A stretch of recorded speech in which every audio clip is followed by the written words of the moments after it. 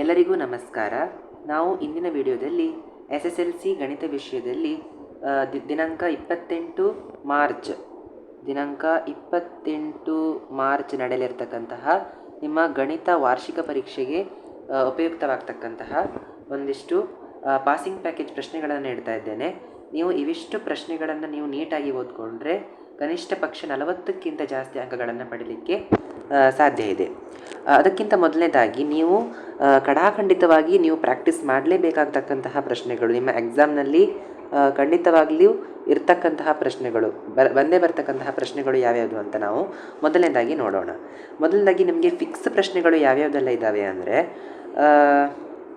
ನೋಡಬಹುದು. ಮ ಸ ಅ ಮತ್ತು ಲ ಸ ಅವನ್ನು ಕಂಡುಹಿಡಿಯುವುದಿರ್ತದೆ.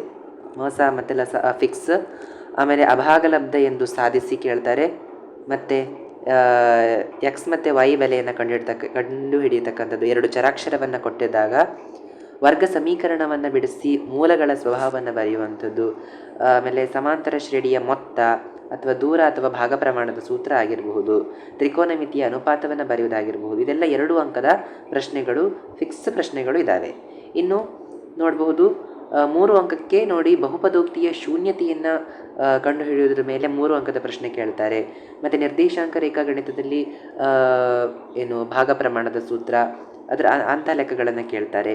ಅನಂತರ ವೃತ್ತದ ಮೇಲಿನ ಪ್ರಮೇಯ ಕೇಳ್ತಾರೆ. 2 ಪ್ರಮೇಯಗಳಲ್ಲಿ 2 ಪ್ರಮೇಯ ಕಲಿತ್ರೆ ಯಾವುದಾದ್ರೂ ಒಂದು ಬಂದೇ ಬರ್ತದೆ. ಆಮೇಲೆ ಸರಾಸರಿ ಮಧ್ಯಾಂಕ ಬಹುಲಕದಲ್ಲಿ ನೀವು ಕಲ್ತ್ಕೊಳ್ಬೇಕಾಗತ್ತೆ.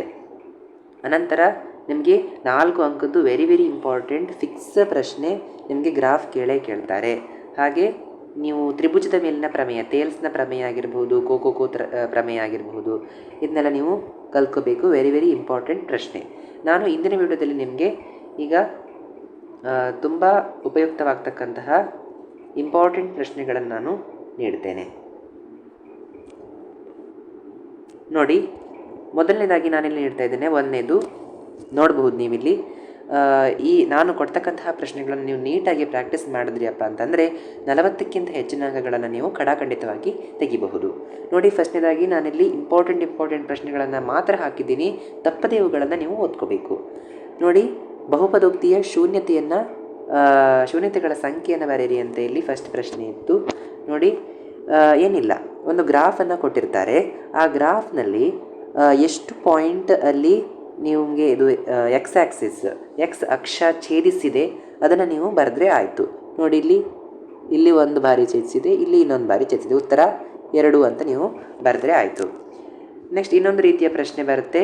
ಎರಡನೇದು, ಬಹುಪದೋಕ್ತಿಯ ಮಹತ್ತಮ ಘಾತ ಡಿಗ್ರಿ ಬರೆಯಿರಿ ಅಂತ ಕೇಳ್ತಾರೆ. 1 ಅಂಕಕ್ಕೆ ಕೇಳುವಂತಹ ಮೋಸ್ಟ್ ಪ್ರಬಬಲ್ ಪ್ರಶ್ನೆ.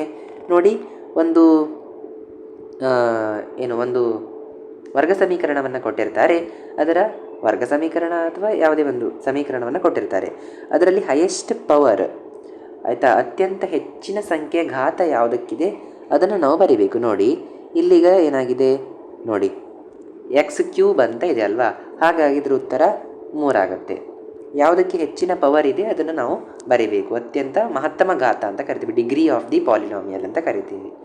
ನೆಕ್ಸ್ಟ್ ನೋಡಿ, ಬಹುಪದೋಕ್ತಿಯ ಶೂನ್ಯತೆ ಆಗಿರಬಹುದು, ಶೂನ್ಯತೆಯನ್ನು ಬರೆಯಿರಿ ಅಂತ ಕೊಡ್ತಾರೆ. ನೋಡಿ, -1 ಮತ್ತು 4 ಅಂದರೆ ಎಕ್ಸ್ ಆ್ಯಕ್ಸಿಸನ್ನು, ಅದು ಎಕ್ಸ್ ಅಕ್ಷವನ್ನು ಯಾವ್ಯಾವ ಪಾಯಿಂಟಲ್ಲಿ ಛೇದಿಸಿದೆ ಅಂತ. ನಿಮಗೆ ಶೂನ್ಯತೆಗಳ ಸಂಖ್ಯೆ ಅಂತ ಕೇಳಿದರೆ ನಿಮಗೆ 2 ಅಂತ ಬರೀಬಹುದು. ಅದೇ ಶೂನ್ಯತೆಗಳನ್ನು ಬರೆಯಿರಿ ಅಂತ ಕೇಳಿದರೆ ನೋಡಿ, ನೀವು ಇವೆರಡನ್ನು ಬರಿಬೇಕಾಗತ್ತೆ. 2 ಪಾಯಿಂಟ್ಗಳನ್ನು ನೀವು ಬರಿಬೇಕು. ಇದೆಲ್ಲಿ ಯಾವ ಪಾಯಿಂಟು, ಇದು -1, ಹಾಗೆ ಇದು +4, ಹೀಗೆ ಬರೆದ್ರೆ ನಿಮಗೆ ಇಲ್ಲಿ ಅಂಕಗಳನ್ನು ಕೊಡ್ತಾರೆ. ನೆಕ್ಸ್ಟ್ 4ನೇದು, ಮೂಲಗಳನ್ನು ಕಂಡುಹಿಡಿಯುವಂಥದ್ದು. ಮೂಲಗಳನ್ನು ಕಂಡುಹಿಡಿಯುವುದು, ಒಂದು ಸಮೀಕರಣವನ್ನು ಕೊಟ್ಟಿರ್ತಾರೆ. ಇದಕ್ಕೆ ನೀವು 0ಗೆ ಇದನ್ನು ಈಕ್ವೇಟ್ ಮಾಡಿದರೆ ಆಯಿತು. ನಿಮಗೆ ಎಕ್ಸಿಗೆ 2 ವ್ಯಾಲ್ಯೂಗಳು ಸಿಗ್ತವೆ, ಅದನ್ನು ಬರೆದಿಟ್ಟರೆ ಆಯಿತು. ಅವು ಅದರ ಮೂಲಗಳು ಆಗಿರ್ತವೆ. ನೆಕ್ಸ್ಟ್ ಇಲ್ಲಿ ಅವಿಭಾಜ್ಯ ಅಪವರ್ತನ ಅಂತ ಇದೆ. ಇದನ್ನು ಕೂಡ ನೀವು ಮಾಡಬಹುದು. ನೋಡಿ, ವಾಸ್ತವ ಸಂಖ್ಯೆಗಳು ಪಾಠದಿಂದ ಬಂದಿರತಕ್ಕಂಥದ್ದು. ನೋಡಿ, ತುಂಬ ಸುಲಭವಾಗಿ ಮಾಡಬಹುದು. ಅದು ಭಾಗವಾಗಿ ಹೋಗ್ತಕ್ಕಂಥ ಅತ್ಯಂತ ಚಿಕ್ಕ ಸಂಖ್ಯೆಯಿಂದ ನೀವು ಭಾಗಿಸಿಕೊಳ್ತಾ ಹೋಗಬೇಕು. ಅನಂತರ ಕೊನೆಯದಾಗಿ ಒಂದು ಅವಿಭಾಜ್ಯ ಸಂಖ್ಯೆ ಬರುತ್ತದೆ, ಅಲ್ಲಿಗೆ ನೀವು ಅದನ್ನು ನಿಲ್ಲಿಸಿದ್ರಾಯಿತು. ನಂತರ ನೀವು ಈ ಎಲ್ಲ ಗುಣಕಗಳನ್ನು ಏನು ಮಾಡಬೇಕು, ಈ ರೀತಿಯಾಗಿ ಬರೆದ್ರೆ ನಿಮಗೆ ಮಾರ್ಕನ್ನು ಕೊಡ್ತಾರೆ. 1 ಮಾರ್ಕಿನ ಪ್ರಶ್ನೆ ಇದು. ನೋಡಿ, ನಿಮಗೆ ಇಲ್ಲಿ ಪ್ರಯತ್ನಿಸಲಿಕ್ಕಾಗಿ ನಿಮಗೆ ಅಭ್ಯಾಸಕ್ಕಾಗಿ 2 ಪ್ರಶ್ನೆಗಳನ್ನು ಕೊಟ್ಟಿದ್ದೀನಿ. ಇವೆರಡನ್ನು ನೀವು ಪ್ರಾಕ್ಟೀಸ್ ಮಾಡ್ಕೊಳ್ಳಿ. ಮುಂದೆ 6ನೇದು ಸಮಾಂತರ ಶ್ರೇಣಿಯ ಎನನೇ ಪದ ಕಂಡು ಹಿಡಿಯುವಂಥದ್ದು. ನೋಡಿ, ಅಲ್ಲಿ ಒಂದು ಕೊಟ್ಟಿರ್ತಾರೆ, ಏನು ಒಂದು ಫಾರ್ಮುಲಾ ರೀತಿ ಕೊಟ್ಟಿರ್ತಾರೆ. ಅದರಲ್ಲಿ ನೀವು ಏನು ಮಾಡಬೇಕು, ಅಲ್ಲಿ ಆ 3ಅನ್ನು ಎನ್ ಜಾಗದಲ್ಲಿ ನೀವು 3ಅನ್ನು ಸಬ್ಸ್ಟಿಟ್ಯೂಟ್ ಮಾಡಿದರೆ ನಿಮಗೆ ಆನ್ಸರ್ ಸಿಗುತ್ತೆ. ನೆಕ್ಸ್ಟ್ ನೋಡಿ, ಸಮಾಂತರ ಶ್ರೇಣಿಯ ಮಧ್ಯಪದವನ್ನು ಕಂಡುಹಿಡಿಯುವುದು ಹೇಗಂದರೆ ಏನಿಲ್ಲ, ಇವುಗಳನ್ನು ನೀವೇನು ಮಾಡಬೇಕು, ಇವುಗಳನ್ನು ನೋಡಿ, 2x, 14 ಸಮಾಂತರ ಶ್ರೇಣಿಯ ಎಕ್ಸ್ನ ಬೆಲೆಯು ಅಂತ ಕೇಳಿದ್ದಾರೆ. ಆಗ ಏನು ಮಾಡಬೇಕು, ನೀವು ಈ ಎರಡೂ ಈಚೆಗಿರ್ತಕ್ಕಂತಹ ಆಚೆ ಈಚೆ ಇರುವಂತಹ ಎರಡೂ ಸಂಖ್ಯೆಗಳನ್ನು ಕೂಡಿಸಿ ಅದನ್ನು 2ರಿಂದ ಡಿವೈಡ್ ಮಾಡಿದರೆ ಅದರ ಮಧ್ಯಾಂಕ ಸಿಗ್ತದೆ. ಆ ಮಧ್ಯಾಂಕವೇ ಏನಾಗಿರ್ತದೆ, ಆ ಒಂದು ಎಕ್ಸ್ನ ಬೆಲೆ ಆಗಿರ್ತದೆ. ಈ ರೀತಿಯಾಗಿ ಮಾಡಬಹುದು. ನೋಡಿ, ಇಲ್ಲಿ ನಿಮಗೊಂದು ಲೆಕ್ಕವನ್ನು ಇಲ್ಲಿ ಕೊಟ್ಟಿದ್ದೀನಿ, ಇದನ್ನು ಮಾಡಬಹುದು ನೀವು. ನೆಕ್ಸ್ಟ್ 8ನೇದು ಸಮಾಂತರ ಶ್ರೇಣಿಯ ಪದ ಕಂಡು ಹಿಡಿಯುವುದು. ಇದರಲ್ಲಿ ನೋಡಿ, ಈ ರೀತಿ ಸಮಾಂತರ ಶ್ರೇಣಿಯಲ್ಲಿ ಮೊದಲ 15 ಪದಗಳ ಮೊತ್ತ ಮತ್ತು ಮೊದಲ 14 ಪದಗಳ ಮೊತ್ತಗಳು ಕ್ರಮವಾಗಿ 465 ಮತ್ತು 406 ಆದರೆ 15ನೇ ಪದವು ಅಂತ ಕೇಳಿದರು. ಆಗೇನು ಮಾಡಬೇಕು, an = Sn - Sn-1 ಅಂತ ತಗೊಳ್ಬೇಕು. ಆಗ A15 ಅಲ್ಲಿ ಎನ್ನ ಬೆಲೆಯನ್ನು ನೀವು ಹಾಕಬೇಕು. ಅನಂತರ ಏನಿಲ್ಲ, ಇವೆರಡನ್ನು ನೀವು ಕಳೆದು ಬಿಟ್ಟರೆ ಆಯಿತು. ಇವೆರಡರ ವ್ಯತ್ಯಾಸವೇ ಏನಾಗಿರ್ತದೆ, ಆ ಒಂದು A15 ಆಗಿರ್ತದೆ, 15ನೇ ಪದ ಆಗಿರ್ತದೆ ಅಷ್ಟೇ. ಇಲ್ಲಿ ನಿಮಗೆ ಒಂದು ಮಾಡಲಿಕ್ಕೆ ಕೂಡ ಒಂದು ಲೆಕ್ಕವನ್ನು ಕೊಟ್ಟಿದ್ದೀನಿ. ನೆಕ್ಸ್ಟ್, ಬಿಂದುಗಳ ನಡುವಿನ ದೂರ, ಮೂಲ ಬಿಂದು ಅಂದರೆ ಯಾವುದು, 0,0 ಅಲ್ವಾ, ಅಲ್ಲಿಂದ 8, -6 ಈ ಒಂದು ಬಿಂದುಗಳ ನಡುವಿನ ದೂರ, ಮೂಲ ಬಿಂದುವಿನ ದೂರ. ಅದಕ್ಕೆ ಸೂತ್ರ ಇದೆ, √x² + y² ಅಂತ ಇದೆ. ಅದಕ್ಕೆ ನೀವೆಲ್ಲವನ್ನು ಸಬ್ಸ್ಟಿಟ್ಯೂಟ್ ಮಾಡಿದರೆ ನಿಮಗೆ ಆನ್ಸರ್ ಸಿಗುತ್ತೆ. ನೆಕ್ಸ್ಟ್, ಮಧ್ಯಬಿಂದುವಿನ ನಿರ್ದೇಶಾಂಕ ಇದೆ. ಇದು ಕೂಡ ನೀವು ಸುಲಭವಾಗಿ ಮಾಡಬಹುದು ಸೂತ್ರವನ್ನು ಉಪಯೋಗಿಸಿ. ಯಾವುದು, p = x1 + x2 / 2, y1 + y2 / 2 ಈ ಒಂದು ಸೂತ್ರ ಹಾಕಿ ನೀವು ಮಾಡಬಹುದು. ನೆಕ್ಸ್ಟ್ ನೋಡಿ, 11ನೇದಿರುವಂಥದ್ದು ನೋಡಿ, ಬಾಹುಗಳ ಉದ್ದವನ್ನು ಕಂಡುಹಿಡಿಯುವಂಥದ್ದು. ಈ ಥರದ್ದು ನಿಮ್ಮ ಎಲ್ಲ ಪ್ರಿಪರೇಟರಿ ಪ್ರಶ್ನೆ ಪತ್ರಿಕೆಗಳಲ್ಲೂ ಕೂಡ ಇಂಥ ಪ್ರಶ್ನೆಯನ್ನು ಕೇಳಿದ್ದಾರೆ. ನೋಡಿ, ಇದನ್ನು ನಾವು ಯಾವುದು, ಈ ಥೇಲ್ಸ್ನ ಪ್ರಮೇಯವನ್ನು ಬಳಸಿ ನಾವು ಮಾಡಬಹುದು. ಈ ರೀತಿಯಾಗಿ ಸುಲಭವಾಗಿ ಮಾಡಬಹುದು. ನೋಡಿ, ತ್ರಿಭುಜಗಳು ಅಧ್ಯಾಯದಿಂದ ಈ ರೀತಿಯಾದಂತಹ ಪ್ರಶ್ನೆಗಳನ್ನು ಕೇಳ್ತಾರೆ 1 ಅಂಕಕ್ಕೆ. ನೋಡಿ, ತ್ರಿಕೋನ ಮಿತಿಯಲ್ಲಿ ನೋಡಿ, ಈ ರೀತಿ sin θ = 12/13 ಆದರೆ ಕೊಸೆಕ್ ಥೀಟದ ಬೆಲೆ ಎಷ್ಟು ಅಂತ ಕೇಳಿದ್ದಾರೆ. ಏನಿಲ್ಲ, ಕೊಸೆಕ್ಕನ್ನು ಸೈನಿನ ರಿವರ್ಸ್ ಏನಾಗುತ್ತೆ, ಕೊಸೆಕ್ ಆಗುತ್ತೆ. ಅದನ್ನು ನಿಮ್ಮ ಅಂಶ ಇದ್ದದ್ದು ಛೇದಕ್ಕೆ ಬರೆದು ಛೇದ ಇದ್ದದ್ದು ಅಂಶಕ್ಕೆ ಬರೆದ್ರೆ ಏನಾಗುತ್ತೆ, ಇದು ಕನ್ವರ್ಟ್ ಆಗ್ತದೆ. ಇದಕ್ಕೆ ಸೈನ್ ಇದ್ದದ್ದು ಕಾಸಿಗೆ ಕನ್ವರ್ಟ್ ಆಗುತ್ತದೆ. ನೆಕ್ಸ್ಟ್ ನೋಡಿ, tan A × cot A - cos A × secant A ಬೆಲೆ ಎಷ್ಟು ಅಂತ ಕೇಳಿದರು. ಈ ರೀತಿಯಾಗಿ ಸುಲಭವಾಗಿ ನೀವು ಮಾಡಬಹುದು. ನೆಕ್ಸ್ಟ್ ನೋಡಿ, ಸಿಲಿಂಡರಿನ ಘನಫಲ 300 m³ ಆದರೆ ಅಷ್ಟೇ ತ್ರಿಜ್ಯ ಮತ್ತು ಎತ್ತರ ಹೊಂದಿರತಕ್ಕಂತಹ ಶಂಕುವಿನ ಘನಫಲ ಎಷ್ಟು ಅಂತ ಕೇಳಿದರು. ಈಸಿಯಾಗಿ ಇದನ್ನು ಬರೀಬಹುದು. ನೆಕ್ಸ್ಟ್, ಮಧ್ಯಾಂಕದ ವರ್ಗಾಂತರ ನೋಡಿ, ಮಧ್ಯಾಂಕವನ್ನು ಕಂಡುಹಿಡಿಯುವಂಥದ್ದು ಮಧ್ಯಾಂಕ. ನೆಕ್ಸ್ಟ್, ವರ್ಗಾಂತರದ ಕೆಳಮಿತಿಯನ್ನು ಕಂಡುಹಿಡಿಯುವುದು. ನೋಡಿ, ಈ ಒಂದು ರಿಲೇಷನ್ ನೋಡಿ, ಯಾವುದು, 3 ಮಧ್ಯಾಂಕ = 2 ಸರಾಸರಿ + ಬಹುಲಕ. ಇದರ ಮೇಲೆ ಲೆಕ್ಕಗಳನ್ನು ಕೇಳ್ತಾರೆ. ಅಂದರೆ ಅವರು ಎಲ್ಲವನ್ನು ಕೊಟ್ಟಿರ್ತಾರೆ, ಅಲ್ಲಿ ಬಹುಲಕವನ್ನು ಅವರು ಕೊಟ್ಟಿರೋದಿಲ್ಲ. ಆ ನಂತರ ಅದಕ್ಕೆ ಹಾಕಿ ನಾವು ಈಕ್ವೇಟ್ ಮಾಡಿದರೆ ನಮಗಿದು ಸಿಗತ್ತೆ. ನೋಡಿ, ಸಂಭವನೀಯತೆಯನ್ನು ಕಂಡುಹಿಡಿಯಿರಿ. ನೋಡಿ, ಇದು 1ನಿಂದ ಮೈನಸ್ ಮಾಡಿದರೆ ಆಯಿತು. ಈಗ ಈ ಮಳೆ ಬರುವ ಸಂಭವನೀಯತೆ ಎಷ್ಟಾಗಿದ್ದರೆ ಮಳೆ ಬಾರದೇ ಇರತಕ್ಕಂತಹ ಸಂಭವನೀಯತೆ ಎಷ್ಟು, ಎಲ್ಲ ಥರದ ಪ್ರಶ್ನೆಗಳಿಗೂ ಸೇಮ್ ರೀತಿಯಲ್ಲಿ ಮಾಡುವಂಥದ್ದು. 1ರಿಂದ ಮೈನಸ್ ಮಾಡಿದರೆ ಆಯಿತು. ಅಲ್ಲಿ ಕೊಟ್ಟಿರುವಂಥ ನಂಬರನ್ನು 1ರಿಂದ ಮೈನಸ್ ಮಾಡಿದರೆ ಆಯಿತು. ನಿಮಗೆ ನೋಡಿ, ಇಲ್ಲಿ ಪ್ರಾಕ್ಟೀಸ್ ಮಾಡಲಿಕ್ಕೆ ಬೇಕಾದಷ್ಟು ಪ್ರಶ್ನೆಗಳನ್ನು ನಾನು ಕೊಟ್ಟಿದ್ದೀನಿ, ನೀವು ಇದನ್ನು ಪ್ರಾಕ್ಟೀಸ್ ಮಾಡ್ಕೊಳ್ಳಿ. ನೋಡಿ, ಸಂಭವನೀಯತೆ ಮೇಲೆ ತುಂಬ ಲೆಕ್ಕಗಳನ್ನು ಕೊಟ್ಟಿದ್ದೀನಿ. ನೋಡಿ, ಇಲ್ಲಿ 21ನೇ ಪ್ರಶ್ನೆಯಲ್ಲಿ ನೋಡಿ, ಸ ಅ ಮತ್ತು ಸ ಅವನ್ನು ಕಂಡುಹಿಡಿಯುವುದರ ಮೇಲೆ ಲೆಕ್ಕಗಳಿದ್ದಾವೆ. ನೋಡಿ, ಈ ಒಂದು ರಿಲೇಷನ್ ಇದೆ, A × B = H × L use ಮಾಡಿ ಮಾಡುವಂಥದ್ದು. ನೋಡಿ, ಮ ಸ ಅ ಮತ್ತು ಲ ಸ ಅವನ್ನು ಕಂಡು ಹಿಡಿದಿದ್ರೆ ಡಿಫ್ರೆನ್ಸ್ನ ನೋಡ್ಕೊಳ್ಳಿ. ಮ ಸ ಅ ಮಾಡಲಿಕ್ಕೆ ಯಾವ್ಯಾವ ಸ್ಟೆಪ್ಗಳನ್ನು ಫಾಲೋ ಮಾಡಬೇಕು, ಹಾಗೆ ಲ ಸ ಅ ಮಾಡಲಿಕ್ಕೆ ಯಾವ್ಯಾವ ಸ್ಟೆಪ್ಗಳನ್ನು ಫಾಲೋ ಮಾಡಬೇಕು ಅಂತ ನೋಡ್ಕೊಳ್ಳಿ. ಇನ್ನು 2 ಅಂಕಗಳಿಗೆ ಕೇಳುವಂಥದ್ದು ಇದು ಅಭಾಗಲಬ್ಧ ಎಂದು ಸಾಧಿಸುವಂಥದ್ದು. ನೋಡಿ, ತುಂಬ ಸುಲಭವಾಗಿದೆ ಇದು. ಏನು ಗ್ಯಾರಂಟಿ ಕ್ವೆಶನ್ ಆಗಿರ್ತಕ್ಕಂಥದ್ದು. ದಯವಿಟ್ಟು ಇದನ್ನು ಕಲ್ತ್ಕೊಳ್ಳಿ. ನೋಡಿ, ಈ ರೀತಿ ರೂಟ್ 3 ಕೇಳಬಹುದು. ನೋಡಿ, ಕ್ಲಿಯರ್ ಸ್ಟೆಪ್ಸ್ಗಳನ್ನು ಇಲ್ಲಿ ಕೊಟ್ಟಿದ್ದೀನಿ ನೋಡಿ. ಇನ್ನು ಈ ಪ್ರಶ್ನೆ 2 ಸಮೀಕರಣಗಳನ್ನು ಕೊಟ್ಬಿಟ್ಟು ರೇಖಾತ್ಮಕ ಸಮೀಕರಣಗಳನ್ನು ಬಿಡಿಸಿರಿ ಅಂತ ಕೇಳ್ತಾರೆ. ಇದನ್ನು ನೀವು ವರ್ಜಿಸುವ ವಿಧಾನದಿಂದ ಮಾಡ್ಬೋದು. ಎಲಿಮಿನೇಷನ್ ಮೆಥಡ್ ಅಂತ ಕರಿತೀವಿ. ಇದನ್ನು ಯೂಸ್ ಮಾಡಿ ಮಾಡಬಹುದು. ನೋಡಿ, ಏನು ಮಾಡಬೇಕು, ಇದನ್ನು ಒಂದರ ಕೆಳಗೆ ಒಂದು ಬರ್ಕೊಂಡು ಸೈನನ್ನು ಚೇಂಜ್ ಮಾಡಿ ಮೈನಸ್ ಇದು ವ್ಯವಕಲನವನ್ನು ಮಾಡಬೇಕಾಗತ್ತೆ. ಆನಂತರ ನಿಮಗೆ ಇಲ್ಲಿ 1ರ ಬೆಲೆ ಸಿಗುತ್ತೆ, y ಬೆಲೆ ಸಿಗುತ್ತೆ. ಆ yನ ಬೆಲೆಯನ್ನು ನೀವು ಯಾವುದಾದ್ರೂ ಒಂದು ಸಮೀಕರಣದಲ್ಲಿ ಆದೇಶಿಸಿದಾಗ ನಿಮಗೆ x ಮತ್ತು yನ 2 ಬೆಲೆಗಳು ಕೂಡ ಅಲ್ಲಿ ಸಿಗ್ತದೆ. ನೋಡಿ, ಇಲ್ಲಿ ನಿಮಗೆ ಪ್ರಾಕ್ಟೀಸ್ ಮಾಡಲಿಕ್ಕೆ ತುಂಬ ಪ್ರಶ್ನೆಗಳನ್ನು ನಾನು ಕೊಟ್ಟಿದ್ದೀನಿ. ನೋಡಿ, 1 2 3 4 ಪ್ರಶ್ನೆಗಳನ್ನು ಕೊಟ್ಟಿದ್ದೀನಿ. 4ನ್ನು ನೀವು ಪ್ರಾಕ್ಟೀಸ್ ಮಾಡಿ ನಮಗೆ ಬಂದಿರತಕ್ಕಂಥ ಉತ್ತರಗಳನ್ನು ನಮ್ಮ ಕಮೆಂಟ್ ಬಾಕ್ಸ್ನಲ್ಲಿ ಹಾಕಿ, ಆಯಿತಾ. ನೆಕ್ಸ್ಟ್ 26ನೇ ಪ್ರಶ್ನೆ, ವರ್ಗ ಸಮೀಕರಣವನ್ನು ಆದರ್ಶ ರೂಪದಲ್ಲಿ ವ್ಯಕ್ತಪಡಿಸುವುದು.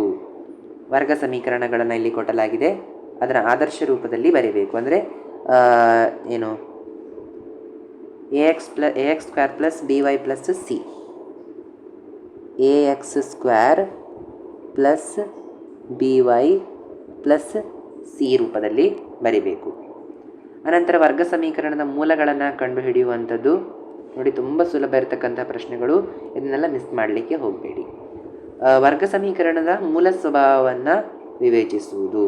ನೋಡಿ, ನಿಮಗೆ ಅಲ್ಲಿ ಶೋಧಕ ಈ ಸೂತ್ರ ನಿಮಗೆ ಗೊತ್ತಿರುತ್ತದೆ. ಅಲ್ಲಿ 3 ಕಂಡೀಷನ್ಸ್ಗಳು ಇದ್ದಾವೆ, ಅದು ಗೊತ್ತಿದ್ರೆ ನೀವು ಈಸಿಯಾಗಿ ಇದನ್ನು ಮಾಡಬಹುದು. ನೆಕ್ಸ್ಟ್ ಇದು ವೆರಿ ವೆರಿ ಇಂಪಾರ್ಟೆಂಟ್ ಪ್ರಶ್ನೆ, ರೇಖಾತ್ಮಕ ಸಮೀಕರಣಗಳನ್ನು ವರ್ಜಿಸುವ ವಿಧಾನದಿಂದ ಬಿಡಿಸುವಂಥದ್ದು. ನೋಡಿ, ಇಷ್ಟು ರೆಕ್ಕೆಗಳನ್ನು ಕೊಟ್ಟಿದ್ದೀನಿ. ಇದನ್ನು ಗ್ರಾಫ್ ಮೂಲಕ ನೀವು ಪ್ಲಾಟ್ ಮಾಡಿ, ಓಕೆನಾ. ತುಂಬ ಯೂಸ್ಫುಲ್ ಆಗಿರ್ತದೆ. 4 ಅಂಕಗಳು ನಿಮಗೆ ಫಿಕ್ಸ್ಡ್ ಆಗಿ ಬರುವಂಥದ್ದು. ನೀಟಾಗಿ ನಿಮ್ಮ ಒಂದು ಗ್ರಾಫ್ ಶೀಟ್ನಲ್ಲಿ ನೀವು ಎಕ್ಸಾಮ್ನಲ್ಲಿ ಈ ರೀತಿಯಾಗಿ ನೀವು ಮಾಡಿದ್ರೆ ನಿಮಗೆ 4 ಅಂಕಗಳನ್ನು ಖಂಡಿತವಾಗಲೂ ಕೂಡ ಕೊಡ್ತಾರೆ. ನೆಕ್ಸ್ಟ್ ನೋಡಿ, 30ನೇ ಪ್ರಶ್ನೆ. ನೋಡಿ, ಸಮಾಂತರ ಶ್ರೇಣಿಯ ಮೇಲೆ nನೇ ಪದ ಕಂಡು ಹಿಡಿಯುವಂಥದ್ದು, SN ಪದ ಕಂಡು ಹಿಡಿಯುವಂಥದ್ದಾಗಿರಬಹುದು, ಸಮಾಂತರ ಶ್ರೇಣಿಯ ಪದಗಳ ಸಂಖ್ಯೆಯನ್ನು ಕಂಡು ಹಿಡಿದಾಗಿರ್ಬೋದು. ನೋಡಿ, ರೇಖಾತ್ಮಕ ಜೋಡಿಗಳ ನಕ್ಷೆ ಮೂಲಕ ಬಿಡಿಸುವುದಾಗಿರಬಹುದು. ನೋಡಿ, ನಡುವಿನ ದೂರದ ಸೂತ್ರ, ಭಾಗ ಪ್ರಮಾಣದ ಸೂತ್ರ, ಹಾಗೆ ನೋಡಿ ಟ್ರಿಗ್ನೋಮೆಟ್ರಿಯ ಮೇಲೆ, ವೃತ್ತದ ಮೇಲಿನ ಸಮಸ್ಯೆಗಳು ಬರುತ್ತವೆ. ನೋಡಿ, ಇಲ್ಲಿ ನೋಡಿ ಸರಾಸರಿಯನ್ನು ಯಾವ ರೀತಿ ಮಾಡೋದು, ಸರಾಸರಿಯ ಸೂತ್ರವನ್ನು ಉಪಯೋಗಿಸಿ ಈಸಿಯಾಗಿ ನೀವು ಕೊಟ್ಟಿರುವಂತಹ ದತ್ತಾಂಶಗಳನ್ನು ಬಳಸಿಕೊಂಡು ಸರಾಸರಿಯನ್ನು ಕಂಡುಹಿಡಿಯಬಹುದು. ನಂತರ ನೋಡಿ, ಬಹುಲಕ, ಸರಾಸರಿ, ಮಧ್ಯಾಂಕ, ಬಹುಲಕ 3 ಕೂಡ ನಾನಿಲ್ಲಿ ನೀಡಿದ್ದೀನಿ. ನೆಕ್ಸ್ಟ್ ಸಂಭವನೀಯತೆ ನೋಡ್ಬೋದು. ಇಲ್ಲಿ ನೋಡಿ, ಒಂದು ಪೆಟ್ಟಿಗೆಯಲ್ಲಿ 1ರಿಂದ 90ರವರೆಗಿನ ಸಂಖ್ಯೆಗಳನ್ನು ನಮೂದಿಸಲಾಗಿರುವಂತಹ 90 ಬಿಲ್ಲೆಗಳು ಇರ್ತಕ್ಕಂಥದ್ದು. ಪೆಟ್ಟಿಗೆಯಿಂದ 1 ಬಿಲ್ಲೆಯನ್ನು ಯಾದೃಚ್ಛಿಕವಾಗಿ ತೆಗೆದರೆ ಎಷ್ಟಾಗುತ್ತೆ? ಇದು ಸಂಭವನೀಯತೆಯ ಮೇಲೆ ತುಂಬ ಈಸಿಯಾಗಿರ್ತಕ್ಕಂಥ ಪ್ರಶ್ನೆಗಳು ಬರ್ತವೆ, ಮಿಸ್ ಮಾಡಲಿಕ್ಕೆ ಹೋಗಬೇಡಿ, ಆಯಿತಾ. ಈಸಿಯಾಗಿ ನೋಡಿ, ಈ 3 ಪ್ರಶ್ನೆಗಳಿಗೆ ನೀವು ಉತ್ತರವನ್ನು ಬರೀಬೋದು. ತುಂಬ ಸಿಂಪಲ್ ಆಗಿರ್ತಕ್ಕಂಥದ್ದು. ನೋಡಿ, ಇಲ್ಲಿ ನಿಮಗೆ ಪ್ರಯತ್ನಿಸಲಿಕ್ಕಾಗಿ 2 ಲೆಕ್ಕಗಳನ್ನು ನಾನಿಲ್ಲಿ ನೀಡಿದ್ದೀನಿ. ಇದನ್ನು ನೀವು ಮಾಡಿ ಕಮೆಂಟ್ ಬಾಕ್ಸ್ನಲ್ಲಿ ಉತ್ತರವನ್ನು ತಿಳಿಸಿ. ನೆಕ್ಸ್ಟ್ ನೋಡಿ, 45ನೇದು, ಬಹುಪದೋಕ್ತಿಯ ಶೂನ್ಯತೆಗಳನ್ನು ಕಂಡುಹಿಡಿಯಿರಿ ಅಂತ ಕೇಳಿದ್ದಾರೆ. ನೋಡಿ, ಬಹುಪದೋಕ್ತಿಯ ಶೂನ್ಯತೆಯನ್ನು ಕಂಡುಹಿಡಿಯುವಂಥದ್ದು, ಶೂನ್ಯತೆ ಆಗ ನಾನು ತಿಳಿಸಿರುವಂತಹ ಪ್ರಶ್ನೆ.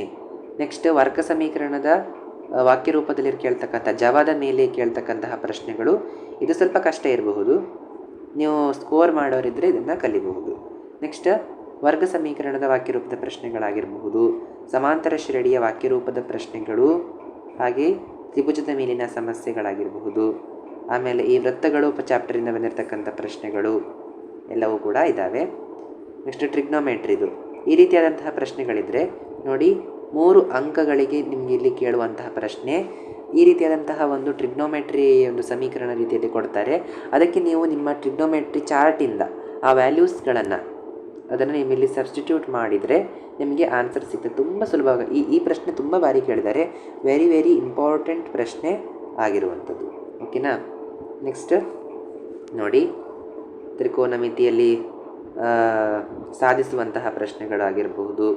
ನೆಕ್ಸ್ಟ್ ತ್ರಿಕೋನಮಿತಿಯ ಅನ್ವಯಗಳಿಂದ 4 ಅಂಕಕ್ಕೆ ಕೇಳ್ತಾರೆ. ಇಂತಹ ಪ್ರಶ್ನೆಗಳನ್ನೇ ಅವರು ಕೇಳುವಂಥದ್ದು ಹೆಚ್ಚಾಗಿ ನೋಡಬಹುದು. ತುಂಬ ಸುಲಭ ಇರ್ತದೆ, ಸ್ವಲ್ಪ ಪ್ರಾಕ್ಟೀಸನ್ನು ಮಾಡ್ಕೊಳ್ಳಿ. ಇನ್ನು ಕೊನೆಯದಾಗಿ 5 ಅಂಕಗಳಿಗೆ ಕೇಳ್ತಕ್ಕಂತಹ ಪ್ರಶ್ನೆ ಮೇಲ್ಮೈ ವಿಸ್ತೀರ್ಣ ಮತ್ತು ಘನಫಲದ ಮೇಲೆ. ನೋಡಿ, ಈ ಲೆಕ್ಕವನ್ನು ಕೂಡ ನಾನಿಲ್ಲಿ ನೀಡಿದ್ದೀನಿ. ನಿಮಗಿಲ್ಲಿ 2 ಲೆಕ್ಕಗಳನ್ನು ಕೊಟ್ಟಿದ್ದೀನಿ. ಈ ಇಷ್ಟು ಪ್ರಶ್ನೆಗಳನ್ನು ನೀವು ನೀಟಾಗಿ ಪ್ರಾಕ್ಟೀಸ್ ಮಾಡಿ ಕಲ್ತ್ಕೊಂಡ್ರೆ ನೀವು ಮಿನಿಮಮ್ ಆದರೂ 40 ಅಂಕಗಳನ್ನು ಖಂಡಿತವಾಗಲೂ ನೀವು ಗಳಿಸಬಹುದು. ನೀವು ಇನ್ನೂ ಹೆಚ್ಚಿನ ರೀತಿಯಲ್ಲಿ ಪ್ರಾಕ್ಟೀಸನ್ನು ಮಾಡಿದರೆ ಈ ಒಂದು ವಿಡಿಯೋದಿಂದ ನೀವು ಒಂದು 60 ಅಬವ್ ಮಾರ್ಕ್ಸನ್ನು ಸ್ಕೋರ್ ಮಾಡ್ಬೋದು ಅಂತ ಹೇಳ್ತಾ, ಇನ್ನೂ ಹೆಚ್ಚಿನ ವಿಡಿಯೋಗಳು ನಮ್ಮ ಚಾನಲಲ್ಲಿ ಅಪ್ಲೋಡ್ ಆಗ್ತಾ ಇರ್ತವೆ. ದಯವಿಟ್ಟು ನಮ್ಮ ಚಾನಲ್ನ ಸಬ್ಸ್ಕ್ರೈಬ್ ಆಗಿ. ಹಾಗೆ ನಿಮಗೆ ಇನ್ನೂ ಹೆಚ್ಚಿನ ವಿಡಿಯೋಗಳು ಬೇಕಿದ್ದರೆ ಈ ವಿಡಿಯೋಗೆ ದಯವಿಟ್ಟು ಲೈಕ್ ಮಾಡಿ, ಕಮೆಂಟ್ ಮಾಡಿ, ಶೇರ್ ಮಾಡಿ ಅಂತ ಹೇಳ್ತಾ ಮುಂದಿನ ವಿಡಿಯೋದಲ್ಲಿ ಸಿಗೋಣ. ಅಲ್ಲಿವರೆಗೂ ಧನ್ಯವಾದಗಳು.